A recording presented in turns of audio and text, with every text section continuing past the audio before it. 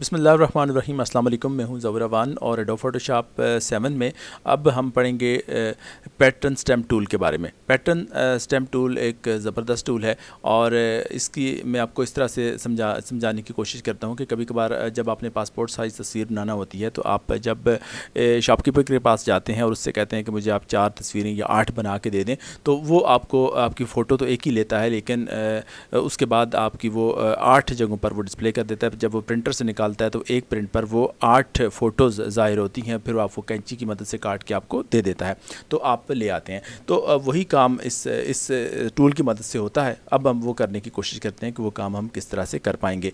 तो सबसे पहले हम ये एक फ़ोटो ले लेते हैं। जैसे कि हमारे पास एक फ़ोटो है, तो ये फ़ोटो जिस वक्त आपके पास आएगी तो सबसे पहले आपने ये इसका साइज़ जो है वो सेट करना है। उसका साइज़ आमतौर पर जो एक पासपोर्ट साइज़ फ़ोटो होती है उसका तकरीबन ये होता है कि आप इमेजरी साइज़ हम कर सकते हैं और क्रॉप भी कर सकते हैं। हम इमेजरी साइज़ पे जाते हैं और यहाँ पर आप ये देखें कि ऊपर वाले हिस्से को आपने नहीं छेड़ना, चूँकि यहाँ पे पिक्सल्स डिफाइन है और डॉक्यूमेंट का जो साइज़ है, चूँकि हमने एक डॉक्यूमेंट तैयार करना है और ताकि प्रिंटर से आप उसका प्रिंट ले सकें, तो उसके लिए आपने ये करना है कि टॉप पर आपने 1.5 इंचज़ रखना है फ़ोटो को और नीचे जो है ना वो 2 इंचज़ आपने रखना है। तो उसके बाद आप यहाँ पर नीचे रेजोल्यूशन को देखें तो यहाँ 72 आपको लिखा हुआ नज़र आ रहा है। ये आमतौर पर 72 उस वक्त हम लेते हैं जिस वक्त आपने कोई ऐसा इमेज तैयार करना हो जो वेबसाइट के लिए तैयार करना हो, या इंटरनेट पर फेसबुक पर आपने अपलोड करना हो, या किसी सोशल मीडिया साइट पर अपलोड करना हो, तो उस वक्त 72 लेते हैं। लेकिन अगर आपने इसका प्रिंट लेना है तो आप 200 से लेकर 300 तक आप ले सकते हैं, तो यही लेना होता है हमने। अब हम इसको कर देते हैं ओके। तो आपने देखा कि आपका जो साइज़ है वो रिसाइज़ हो चुका है।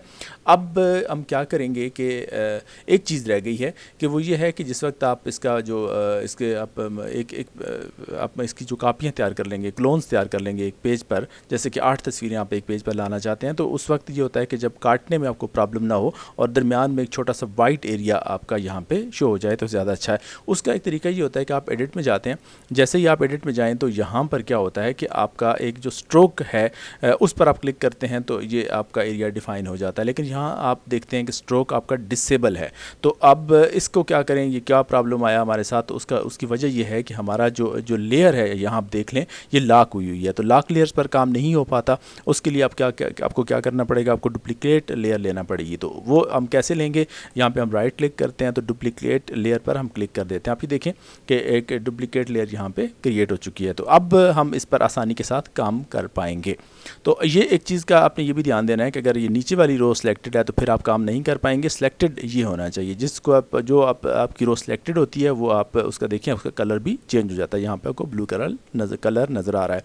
तो अब क्या होगा कि हम ऐसा करते हैं कि अब दोबारा एडिट पे जाते हैं। एडिट में जाने के बाद हम ऐसा करते हैं कि स्ट्रोक पर क्लिक करते हैं। तो आपने देखा स्ट्रोक पर जैसे ही आप क्लिक करते हैं तो इसकी विड्थ जो है वो 1 पिक्सल है, कलर ब्लैक है और सेंटर है, और बाकी चीज़ें आप इनको बाय डिफ़ॉल्ट ही रहने देते हैं। ओके कर देते हैं। ओके करते हैं तो उसके बाद क्या है कि सबसे ऊपर आप ये देखें कि यहाँ पे आपको शो बाउंडिंग बॉक्स जो है ना इस पर क्लिक करना है। तो बाउंडिंग बॉक्स आपका लेना ज़रूरी होता है। उसकी वजह यह है कि ताकि हमारा जो हमें इसको आगे ले जाने में, ड्रैग करने में आसानी होती है। एक यहाँ से कर लेते हैं, कुछ हिस्सा हम यहाँ से कर लेते हैं, फिर टॉप से भी कर लेते हैं और फिर नीचे से भी हम कर लेते हैं। तो आपने ये देखा कि ये फ़ोटो के जो एरियाज़ हैं ना, जो साइड वाले, वो हमने डिफ़ाइन कर दी हैं ताकि हमें काटने में आसानी हो। सबसे पहले तो हम ऐसा करते हैं कि इसको अप्लाई कर देते हैं। जो हमने ये काम किया है, अप्लाई करने का तरीका ये होता है कि आप मूव के टूल पर क्लिक करेंगे तो उसके बाद यहाँ पे आप अप्लाई कर देंगे। अप्लाई पर जैसे ही आपने क्लिक किया तो आपका जो ये जो आपने स्ट्रोक बनाया था ये अप्लाई हो चुका है। लेकिन अब यहाँ पे आप ये देख रहे हैं कि एक प्रॉब्लम है कि बैक पे भी आपकी जो वो है फ़ोटो ही नज़र आ रही है और कोई वाइट बैकग्राउंड नज़र नहीं आ रहा। तो उसकी वजह ये है कि हम तो वाइट लाना चाह रहे हैं। उसकी वजह ये है कि यहाँ पे जो हमारा बैकग्राउंड है वो भी वो यही फ़ोटो है। तो वो चूँकि वो लेयर लॉक है, इस वजह से हमने फिर एक नई डुप्लीकेट लेयर हमें लेना पड़ी। तो उसका तो इशू कोई नहीं है, हमने डुप्लीकेट लेयर ली, उसमें हमने काम भी कर दिया। लेकिन अब बैकग्राउंड को हम किस तरह वाइट करें, उसका तरीका ये है कि अब इसके ये जो आँख है इस पर आप क्लिक करेंगे तो ये बंद हो जाएगी। अब आप ये देखें, जैसे ही मैंने उस आँख पर क्लिक किया तो इसका जो बैकग्राउंड है वो वहाँ से गायब हो गया है। तो अब ये हमारी फाइनल पिक्चर है, ये तैयार हो चुकी है। अब हमने इसका जो शो बाउंडिंग बॉक्स भी हमने अनचेक कर दिया है। तो अब इस तरह से आपने देख लिया कि एक फ़ोटो आपकी तैयार हो चुकी है। अब आपने इसको पैटर्न डिफ़ाइन करना है। इसका पैटर्न डिफ़ाइन करने का तरीका ये है कि सबसे पहले आप चले जाएंगे एडिट में। एडिट पे जैसे ही आप जाते हैं तो यहाँ आप नीचे आते जाते हैं तो यहाँ पे आप देखें कि डिफ़ाइन पैटर्न का ये जो एक आइकन आपको नज़र आता है, इस पर आप क्लिक करते हैं तो आप यहाँ पे बाय डिफ़ॉल्ट उसने नाम भी दे दिया गर्ल 123 JPEG के नाम से, तो हम ओके कर देते हैं, जो नाम हो हमें नाम से गरज नहीं है।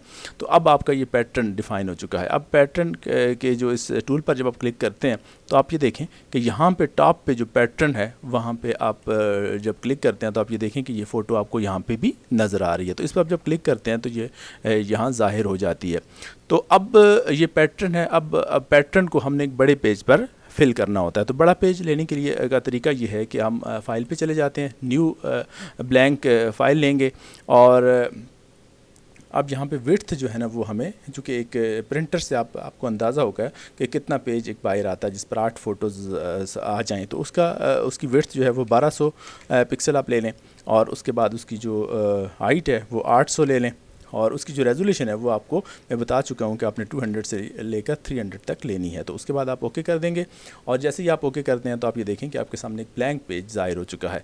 अब इस ब्लैंक पेज पर जस्ट आपने पैटर्न को फिल करना है और इसके अलावा आपने कोई काम नहीं करना। आप इसी तरह एडिट में चले जाएंगे और एडिट में जैसे ही आप यहाँ पर जाते हैं तो आप ये देखें कि यहाँ पर आपके पास यहाँ एक फिल का आइकन आपको नज़र आ रहा है। जस्ट आप फिल करते हैं और यहाँ पे आपने ये ध्यान ज़रूर देना है कि जो पैटर्न दूसरा कोई सिलेक्ट ना हो, यही वाला सिलेक्टेड हो। तो जैसे ही आप ये पैटर्न सेलेक्ट होगा ओके कर देंगे तो आपने ये देखा कि आपकी जो वो सारी फ़ोटोज़ हैं वो इस पर 8 फ़ोटोज़ बन के यहाँ आपके सामने ज़ाहिर हो चुकी हैं। तो इस तरह से हम इसमें काम करते हैं और इसके बाद आप इसको सेव कर देंगे। और सेव करने का भी ये तरीका होता है कि आप ज़्यादातर जो मशहूर है वो है JPEG और यहाँ पे हम फ़ोटो लिख देते हैं। फ़ोटो लिख दिया हमने फ़ोटो 1 के नाम से, तो उसके बाद JPEG में ये सेव हो गया है। तो अब इसकी जो इमेज क्वालिटी है वो हम जो है वो मैक्सिमम रख लेते हैं और ओके कर देते हैं। तो इस तरह से ये आपका जो पैटर्न जो टूल है उसमें आपने इसमें काम किया। तो पैटर्न स्टैम्प टूल की मदद से हमने जो है वो एक फ़ोटो जो हमारे पास थी उसकी हमने 8 फ़ोटोज़ बना दिए हैं। अब जब इसको आप प्रिंटर से निकालेंगे और उसके बाद आप काट के तो इसको 8 हिस्सों में तकसीम कर लेंगे। बहुत शुक्रिया मेरी वीडियो देखने का। वीडियो अच्छी लगी तो लाइक, कमेंट और शेयर ज़रूर कर दें और अगर चैनल सब्सक्राइब नहीं किया तो वो भी काइंडली कर दीजिएगा। बहुत शुक्रिया आपका।